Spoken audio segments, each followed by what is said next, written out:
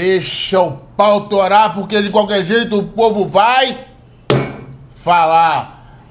Estamos aqui no estúdio do Última Hora com um convidado especial, Rodrigo de Freitas, esse grande palestrante, esse grande articulista político. Nós vamos falar hoje sobre eleições na região mais quente do Rio de Janeiro, Baixada Fluminense. Vambora. Vamos falar sobre os resultados das eleições, que parece que por lá tudo já acabou depois de batido o martelo em São João do Meriti.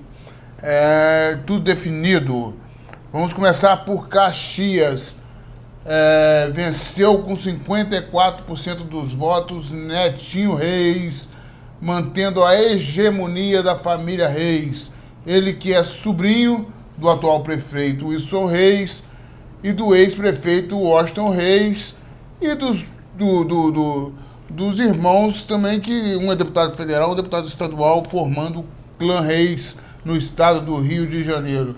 Um secretário, um prefeito, 2 deputados, fora o apoio do ex-presidente Jair Bolsonaro, que concentrou sua estratégia eleitoral no público evangélico.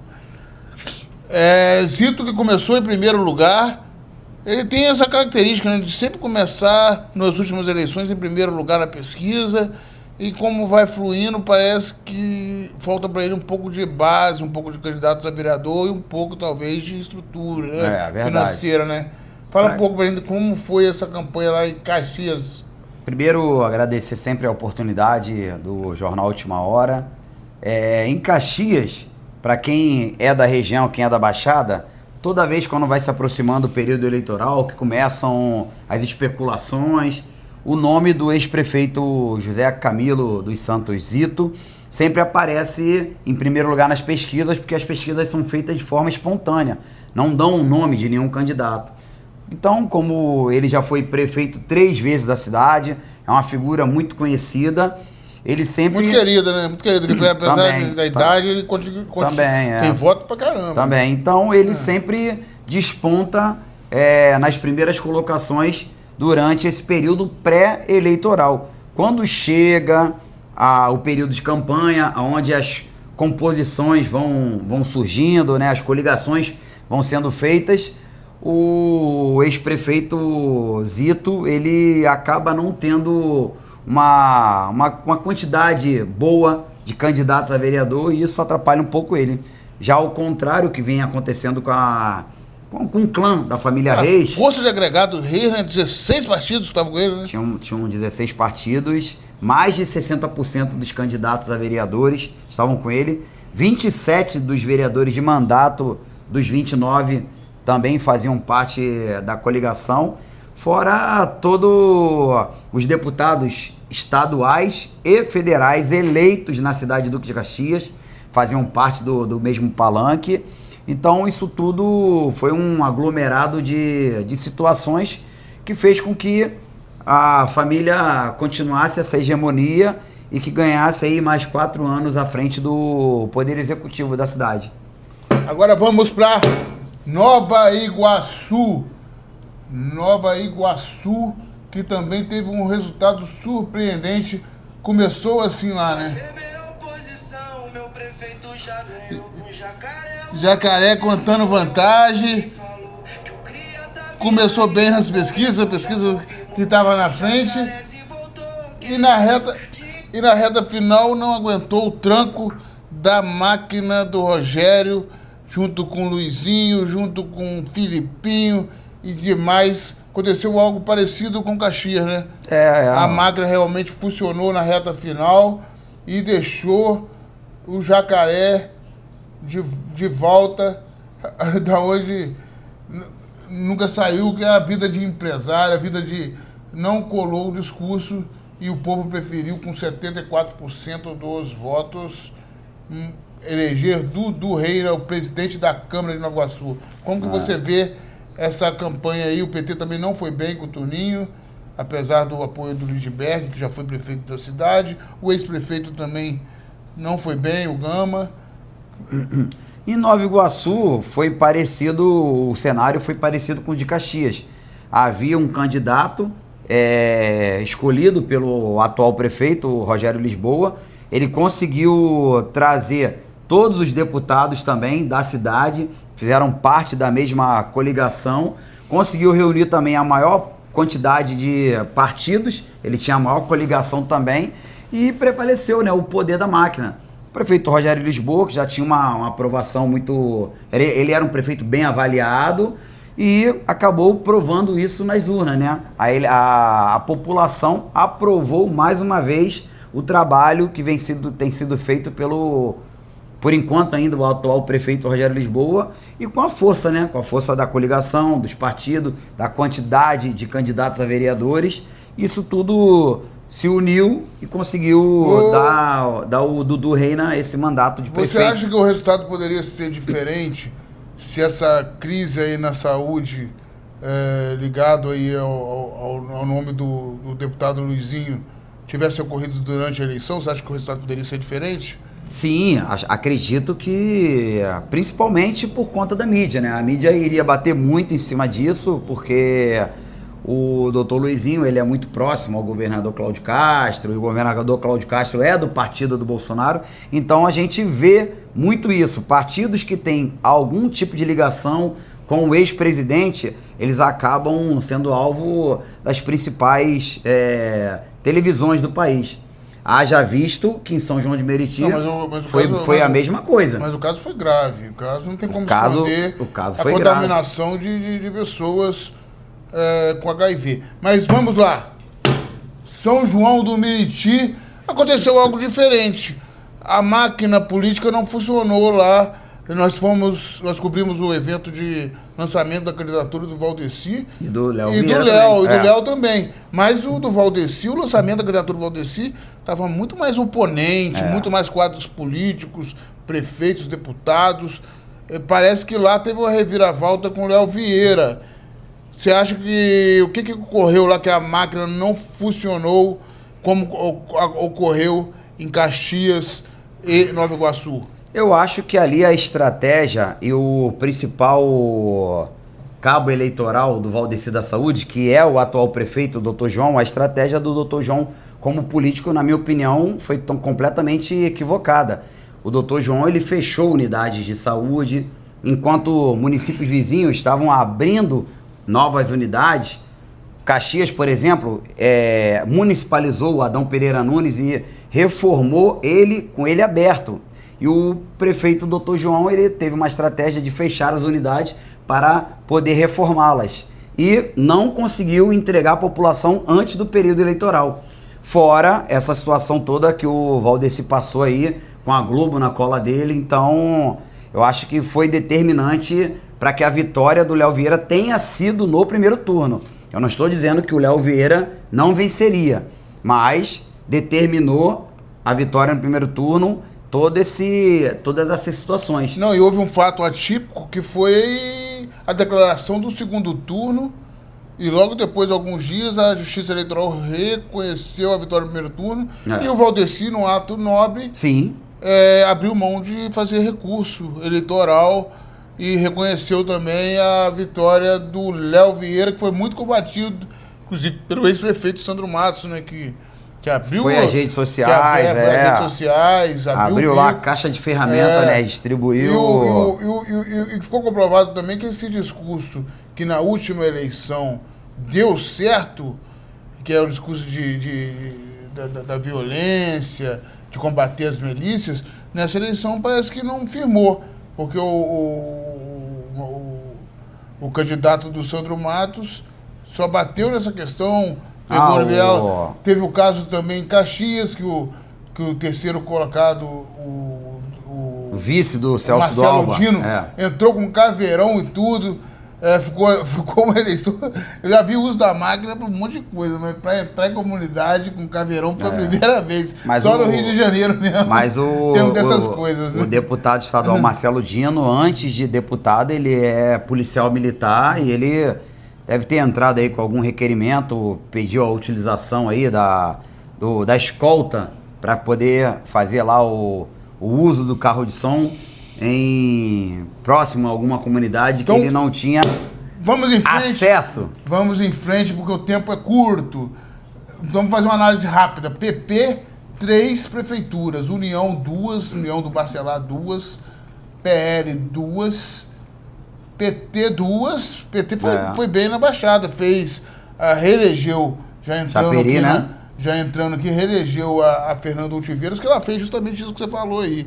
Abriu clínica ao invés de fechar. Isso Abriu. aí. Então ela foi eleita aí com a margem pequena, menor. Mas é uma cidade que não tem, tem segundo turno. Com 39%. Eleita em Japeri, Fernanda Ultiveiras, médica, doutora. Sempre colocando a saúde em primeiro lugar. E Paracambi.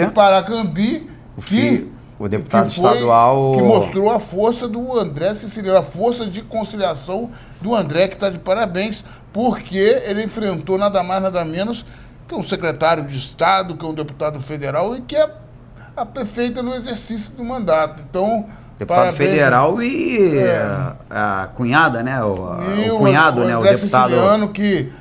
O Andrezinho Siciliano, que é novo na política, recém-eleito deputado estadual, acachapou com o resultado de 64,11% de dano à prefeitura ao PT, que geralmente no interior assim o PT costuma não se dar bem, a não ser... Mas lá o Siciliano já foi prefeito, né, da cidade lá.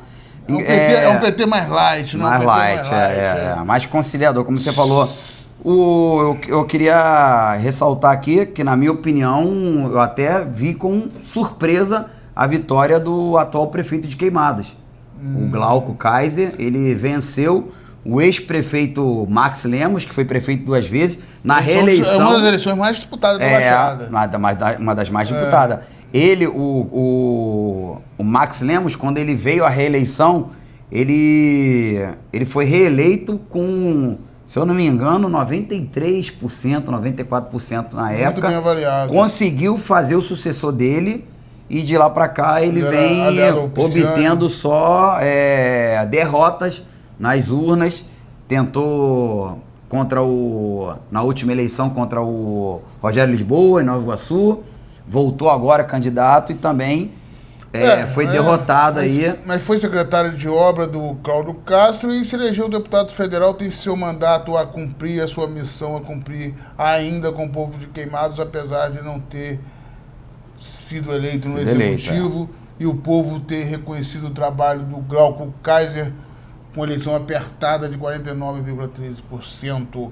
E aí, vamos agora para Nilópolis. Beija-Flor de Nilópolis, a máquina funcionou, 56% Abraãozinho. Qual a sua visão aí? Na questão ali de Nilópolis, ela tem uma particularidade, né? Uma família que já administra a cidade há muito tempo, independente se tem a máquina ou não, se o gestor da cidade não apresentar resultado, não ter entrega à população, a população ela tem o voto como arma para se defender.